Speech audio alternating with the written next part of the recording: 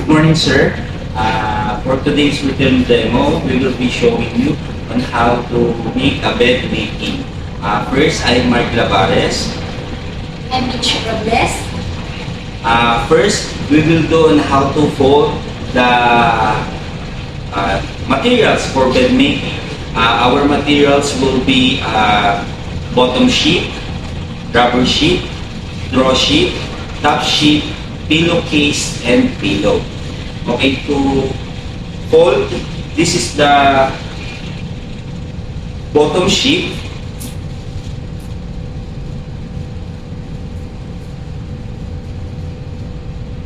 First to fold the linen.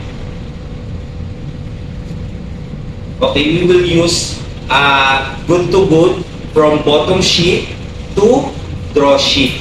And bad to bad is the top sheet. Okay?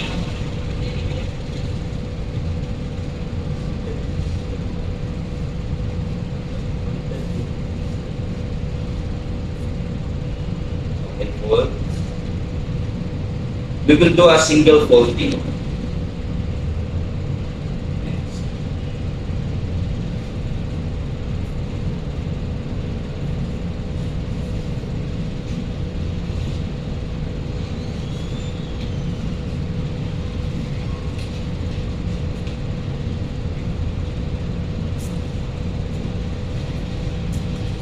Bottom sheet, this will use it as to protect the mattress. Next, rubber sheet. For rubber sheet, as you can see, we have two colors. We have green and red. For red color, this is used for morning sheet or day sheet, and for the green color is for night sheet. Okay. First, it is also used to protect the bottom sheet and also from the body secretion. The body secretion such as swelling, blood, pieces of stool, and urine.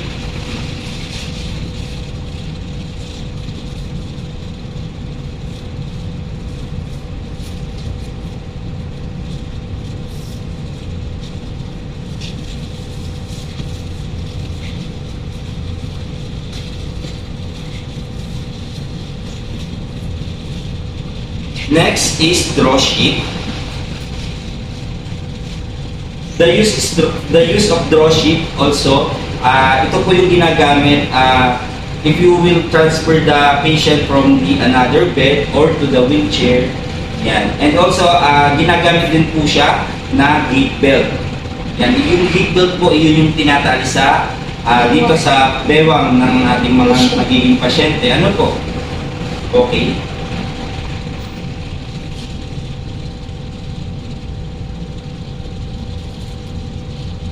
Single fold lang po sa ating draw sheet.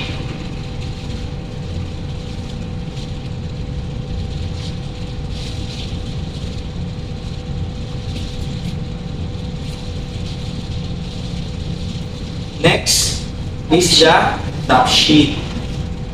Yan. Ano po ba ang gamit ng top sheet? Siya po ay used as blanket. Ano po? Okay, for top sheet, we will do a bad to bad. Like this.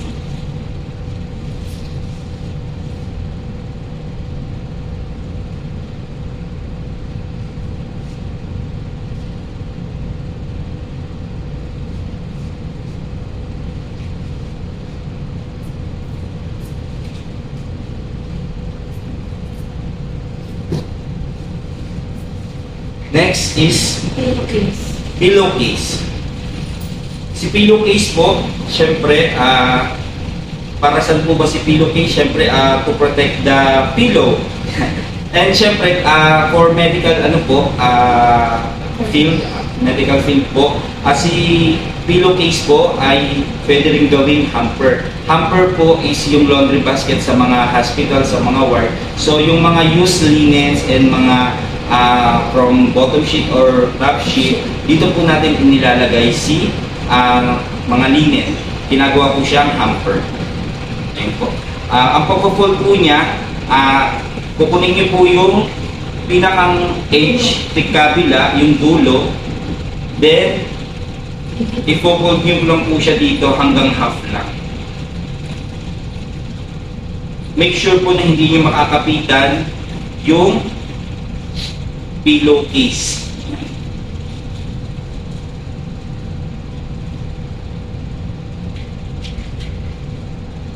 Next po is the pillow. Pillow syempre to make patient comfort. Yan. And po, kompleto na po ang ating gagamitin for bed making. We have bottom sheet, rubber sheet, draw sheet, tuck sheet, pillowcase, and pillow. Okay, proceed naman po tayo sa perform to actual procedure ang pag-assist po ng ating bed making.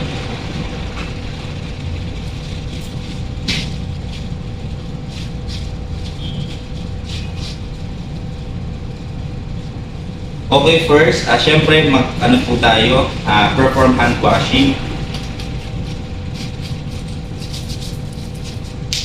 Wear gloves, syempre, assume that already we have gloves.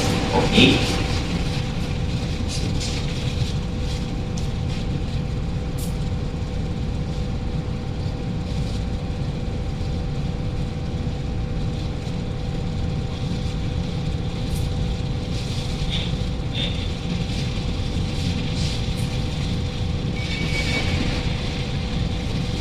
Make sure po yung excess po na part ng ating linen is nandito yung sobrang part niya sa parting ulo. Sakto lang po dapat siya dito sa pinakang dulo.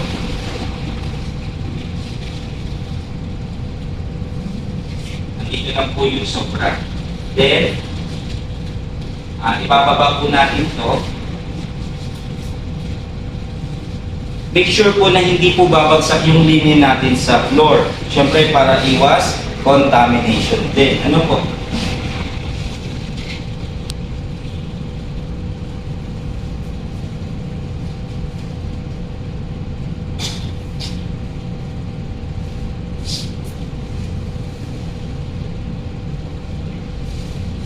Okay, focus po natin ang isa.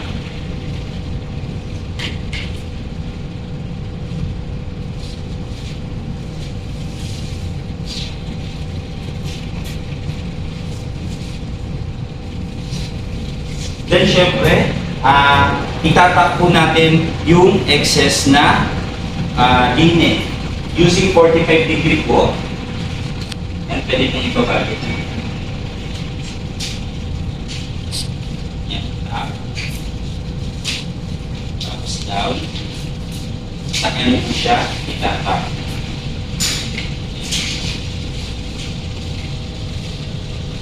Yung kabila po, ganun din. Yung 45 degree.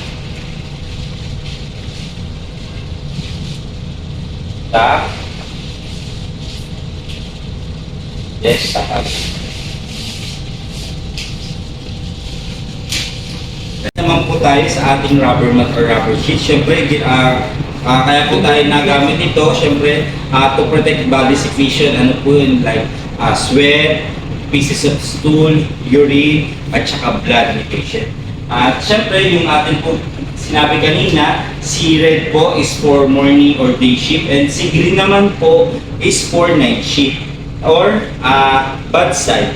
And also the red is good side. Ayan. Okay, ang gagamitin po natin ay night shift po. Since green po yung ating ginawa. Ano po? Insert po natin siya dito sa ilalim. Make sure po na ang layo niya sa head is 13 inches. Next po, ang ating draw sheet. O ito po yung ginagamit para mag-transfer tayo kay patient from another bed po. Then next naman, ito po ay pwede rin gamitin as gate belt. Yan. Insert po ulit natin dito. Then, back po. Make sure po na ang layo lang niya from head to lower extremities is 16 to 18 inches. Okay, next naman po ang ating top sheet.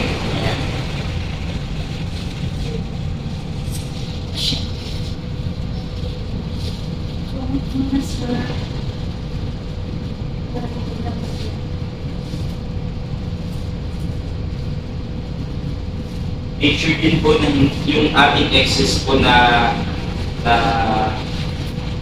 top sheet ay hindi rin babagsak sa floor. Then, ang itatakin lang po natin dito ay yung nasa foot part ng ating lining. Ano po? Yung ating nasa part ng ito. Yan. Ito lang po ang ating itatakin. Okay.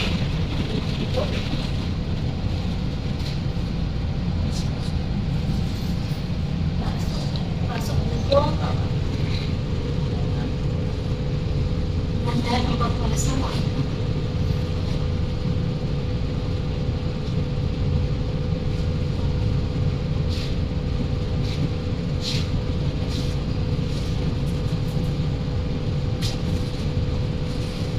Yan, itatakin po natin siya.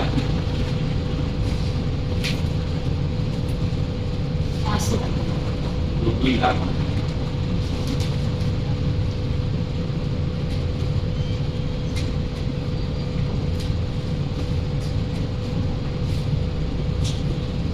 Bakit po yung dulo lang ang itatakin natin? Siyempre kasi pag itinakin po natin lahat, malalak na po dyan si patient. Tatakin na flat na po siya dyan, hindi na po siya makakagalaw. Ano po? The next po is yung ating pillowcase. Yung ating pillow.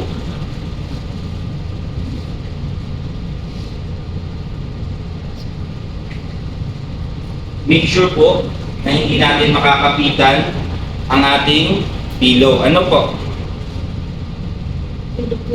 Ang ating pillowcase. Kaya nga po natin siya tinupin ng half para yun yung magiging pinakang ano niya.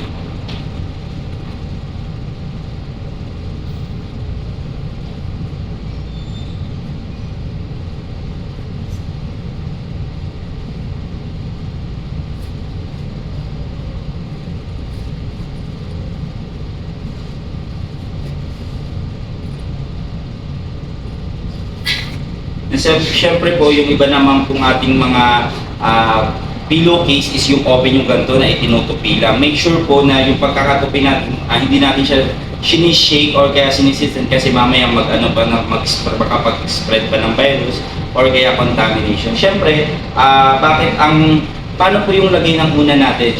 Siyempre, yung part po na ito or kung open po yung part na to, make sure po na hindi po siya nakatapat sa pintuan. Kasi once na bumukas po yung pintuan, pwede pong may pumasok dyan kahit anong virus o bacteria na pwedeng dumikit dito sa pillow or pillowcase ni patient. Ano po? Then next po, kaya po half yung ginawa namin is para pinakita rin namin kung paano po namin ma-assess mamaya kung mayroon ng pasyente. Okay, next po please. Ito, please.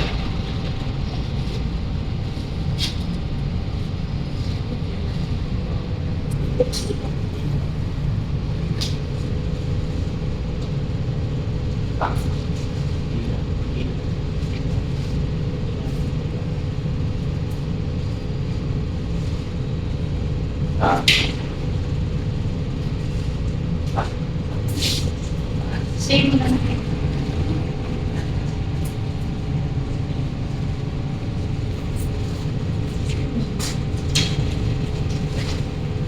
Do 45 degree to tap.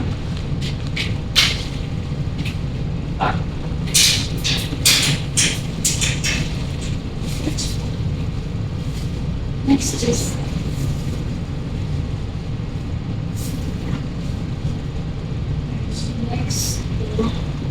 Draw sheet.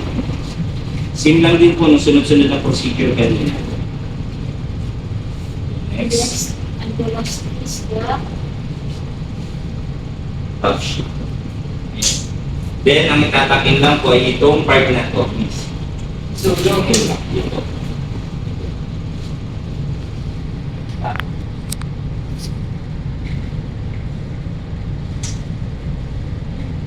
Okay, tapos na po tayo mag-assist po ng or maglagay ng linen sa bed ng ating patient. Ngayon po, ito pong pillow, ilalagay po natin siya dito sa loob.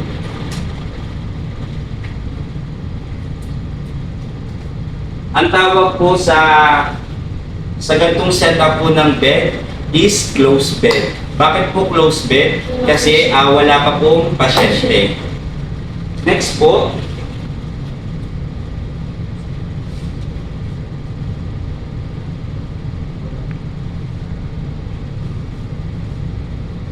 ang tawag naman po sa bed po na ito is occupied bed. Ibig sabihin po, occupied bed, mayroon na pong pasyente sa loob. Na po, yung ganito. Next po,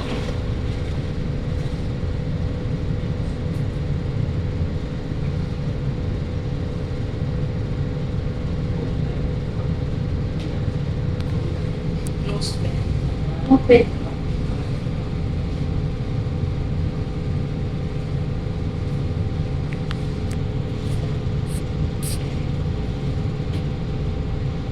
ito naman po ang tinatawag nating open bed. Ito naman pong open bed, meron pong pasyente pero nasa labas lang. Just like nasa nag-CR o kaya meron siyang ginagawang check-up or merong ina-assist sa kanya sa labas ng kanyang room. Ano po? Then next naman po, papakita naman po namin is kung paano po mag-remove ng mga linen na inilagay po namin dito na merong pasyente. Yes,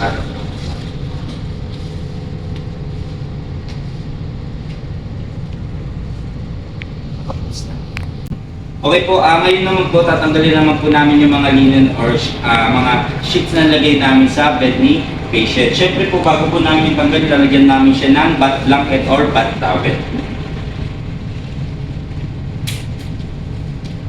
Okay, first ililimu po namin yung top sheet. Tanggal po. Then i-roll po namin. Next po, ipoposition ko naman si patient.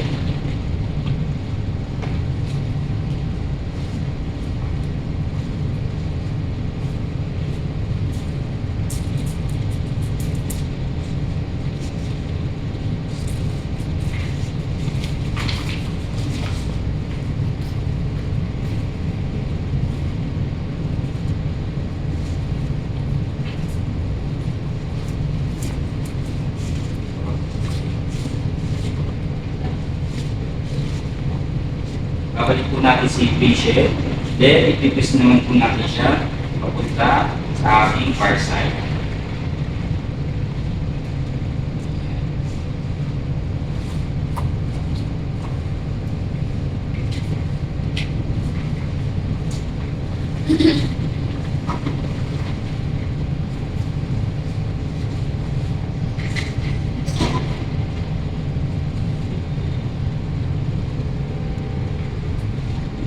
Siyempre nga po, gaya po nung sinabi ko, yung ating pillowcase, kung wala po tayong hamper, is pwede natin siyang gawing laundry basket or hamper. Ano po? Siyempre, hindi natin kakapitan yung pillow. Pwede naman natin kapitan, pero yung edge part lang niya. Then next, gagawin natin hamper yung ating Pillowcase. pillowcase.